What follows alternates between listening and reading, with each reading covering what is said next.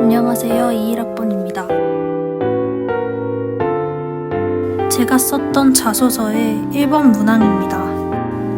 고등학교 재학 기간 중 학업에 기울인 노력과 학습 경험을 통해 배우고 느낀 점을 중심으로 기술하는 문항이었습니다.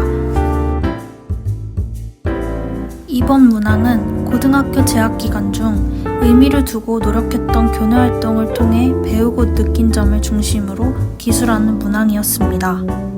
이런 1, 2번 문항이 합쳐져서 새로운 1번 문항이 생겼습니다.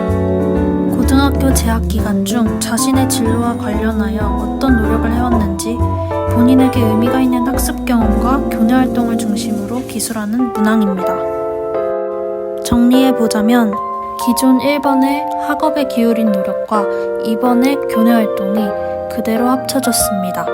또한 배우고 느낀 점을 중심으로 기술하라는 내용이 진로와 관련하여 기술하라 라는 내용으로 바뀌었습니다.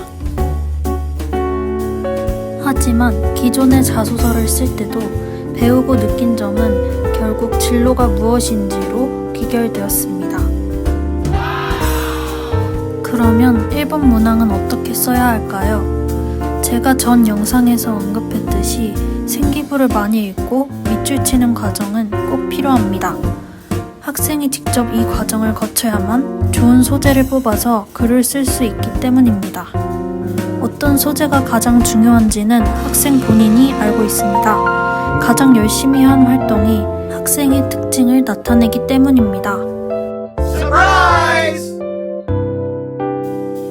첫 번째, 학습 경험에 대한 대답으로 나의 학습 메커니즘을 보여주세요.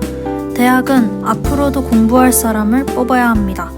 따라서 우리는 내가 얼마나 생각이 똑바로 박혀있는 학생인지 어필하고 공부하는 나만의 방식이 있음을 증거로 제출해야 합니다.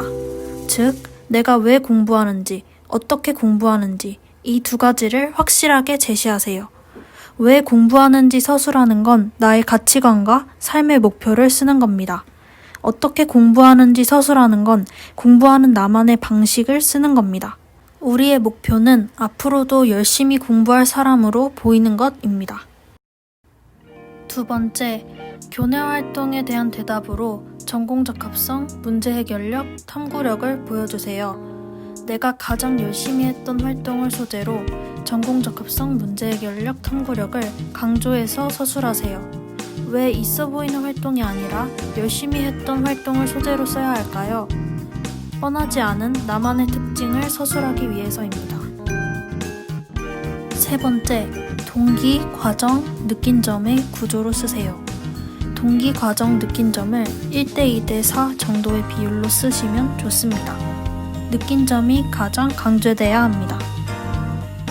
네 번째, 나라는 사람이 어떤 생각을 하는지, 어떤 능력을 가지고 있는지 솔직하게 표현하세요.